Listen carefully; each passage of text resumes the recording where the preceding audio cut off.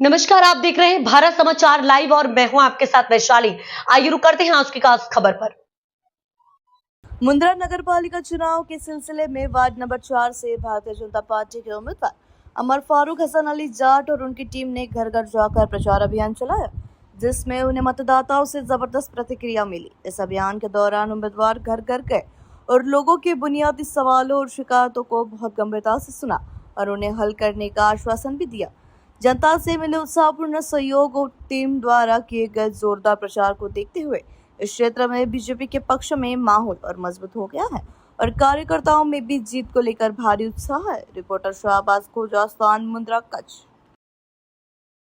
जय हिंद दोस्तों, हाल ward number 4 में छीए अने आप जोयुं हशे कि ज्यां ज्यां भाजपना कार्यालय खुली रहे त्या तमाम जगह अगर जिक्र थतुं होय तो एक ज वात है कि वोर्ड नंबर 4 आ वखते हाई वोल्टेज ड्रामो है।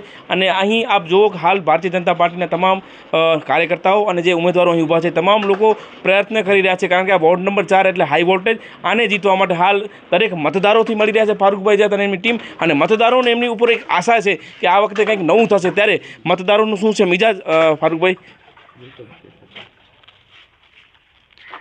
आ वखते मतदारों शू मिजाज है, मतदारों शू कही रह्या छे आपने? जी सिराजभाई, मतदारों अमे एमनी वच्चे जईने एमना प्रश्नों सांभळी रह्या छीए त्यारे अमने जब्बर प्रतिसाद मळी रह्यो छे कि आ वखते 100% वोर्ड नंबर 4 में पुनरावर्तन जरूर थशे।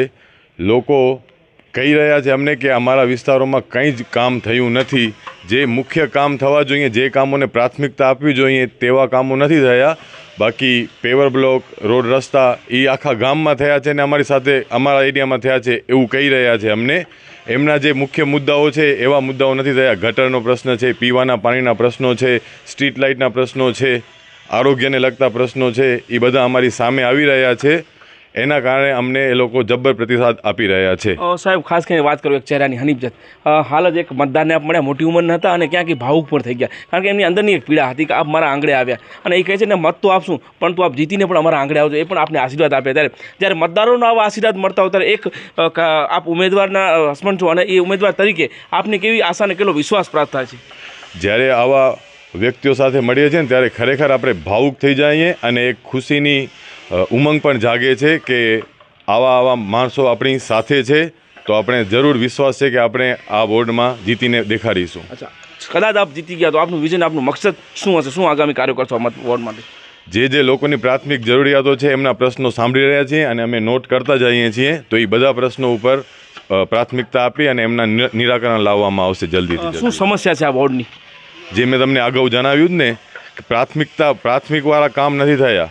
પીવાનું સ્વચ્છ પાણી, સ્ટ્રીટ લાઇટના પ્રશ્નો, ગટર લાઇન છલકાઈ જવી, ડ્રેનેજ સિસ્ટમ બરાબર નથી, એવું બધા પ્રશ્નો આવી રહ્યા છે સામે। પ્રભારી કહી રહ્યા છે કે આ વખતે પ્રભારી કહી રહ્યા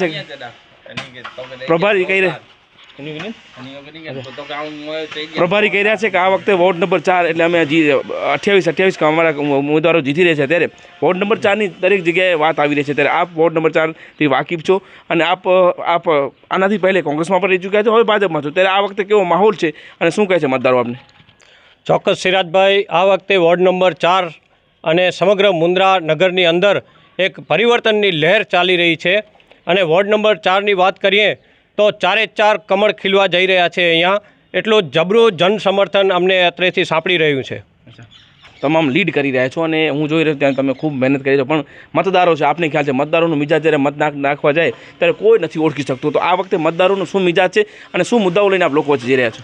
સિરાજભાઈ, સૌપ્રથમ તો અહીંયાના મતદારો એમ જ કહે છે કે અમારા કાઉન્સિલર ચૂંટાણા એ 5 વર્ષ પછી ફરી ચૂંટણી પ્રચારમાં દેખાણા છે।